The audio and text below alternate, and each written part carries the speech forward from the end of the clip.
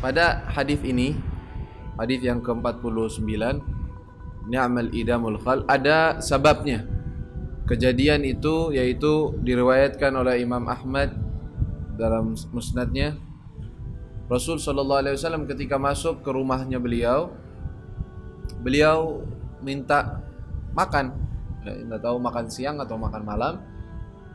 Ketika itu mereka mengatakan, "Ya Rasulullah, ada makanannya, ada rotinya, tapi kering, maksudnya nggak ada lauknya." Kata Rasulullah, "Adanya apa?" Mereka bilang, "Adanya khal, adanya cuka ya Rasulullah." Maka Rasulullah mengatakan, "Ganti mie, udah bawa ke sini, biar jadi lauknya cuka." Ni'mal idamul khal, kata Nabi SAW. Sebaik-baiknya idam, yaitu lauk, adalah khal.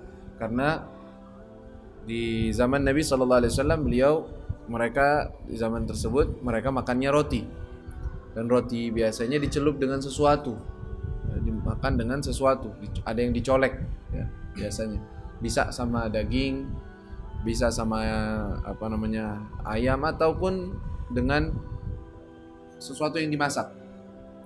Tapi di saat itu Rasulullah SAW di rumahnya tidak ada lauk kecuali khal, kecuali cuka.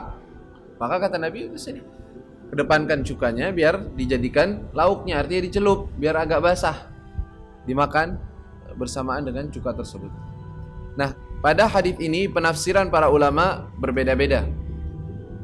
Ada yang mengartikan hadis ini sebagai pujian, ya, sebagai pujian terhadap makanan ataupun lauk cuka.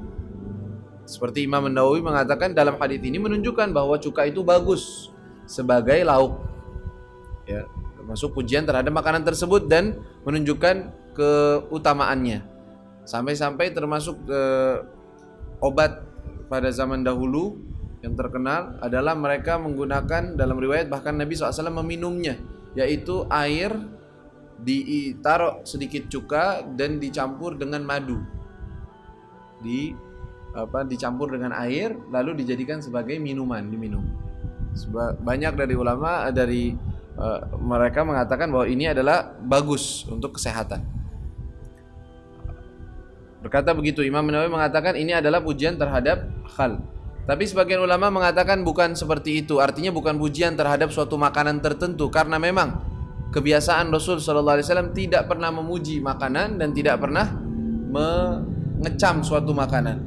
Tetapi ini adalah termasuk jabrul khatir. Jabrul khatir itu artinya menyenangkan hati orang yang menyuguhi.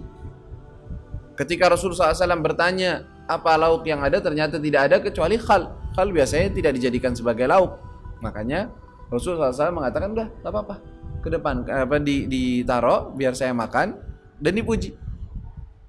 Jadi menunjukkan pertama di sini ada Rasulullah SAW mengajarkan kepada kita bahwa hendaknya seseorang itu adalah memiliki sifat qanaah, tidak meminta yang tidak ada, dan tidak marah terhadap istri atau keluarganya ataupun orang di rumahnya ketika tidak ada makanan yang sesuai dengan seleranya dia. Tetapi kalau memang kita bisa memakan apa yang ada, makan. Kalau kita nggak doyan, ya sudah, ya, itu jangan makan yang itu, yang nggak doyan, tanpa harus dicaci, tanpa harus mencela. Oh, kok nggak ada makanan, kok makanannya ini terus. Maka ini adalah perbuatan akhlak yang tercela. Rasulullah SAW tidak pernah mencela makanan. Lihat, rumahnya Rasulullah SAW kadang-kadang nggak ada makanan yang sesuai dengan selera Nabi SAW. Padahal pernah Rasul SAW, dan termasuk makanan yang paling disukai Rasulullah adalah daging kambing, laham. Dan yang paling disukai pada daging kambing adalah dhira'. Nabi SAW sukanya lengan bagian depan, bagian dhira' itu namanya, bagian depannya itu Rasulullah suka. Dan pernah Rasulullah SAW meminta kepada sahabat, nawilni dhira'. Jadi ada orang masak satu kambing, Rasulullah bilang, nawilni dhira', sini, dhira'nya sini, diambil dan dimakan Rasulullah SAW. Satu dimakan. Lalu Rasulullah bilang, nawilni dhira', minta lagi satu lagi, dhira' lagi, dimakan. Rasul bilang lagi, nawilni dhira'. Kata sahabat yang itu bilang, ya Rasulullah, satu kambing, dhira'nya cuma 2. Kata Rasul, kalau seandainya engkau tidak bilang seperti itu dan engkau mengambil aja, bakal dapetin 1 dirham lagi. Ada. Tapi karena ente udah bilang, akhirnya nggak keluar. Adanya segitu. Nah, alhasil itu menunjukkan bahwa Rasulullah suka terhadap makanan tersebut dan suka dan memakannya, tetapi tanpa memuji berlebihan atau mencarinya dengan lahap atau dengan nafsu. Harus masak itu, setiap hari masaknya itu, karena beliau doanya itu harus masak itu terus, enggak, seadanya.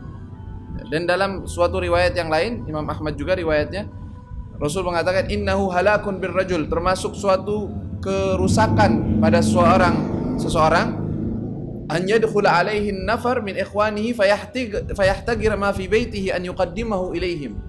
Termasuk suatu tercela pada akhlak seseorang ketika ada orang namu datang ke tempat dia, lalu dia merasa malu dan tidak enak atas apa yang ada seadanya di rumahnya untuk disuguhi. Termasuk kerusakan daripada seseorang ketika dia merasa gengsi, malu nih, adanya cuman beginian doang, adanya cuman air, adanya cuman sesuatu yang biasa untuk disuguhi, harus kita cari yang enggak. Jadi Rasulullah SAW mengajarkan kepada kita, ketika ada tamu, ketika ada orang datang, kita suguhi seadanya, nggak perlu berlebihan, dan juga nggak perlu pelit, artinya nggak ngeluarin apa-apa, tapi keluar yang kita punya, dan nggak perlu berlebih-lebihan.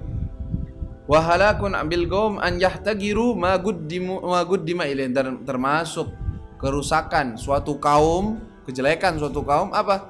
Mereka merendahkan apa yang disuguhi untuk mereka.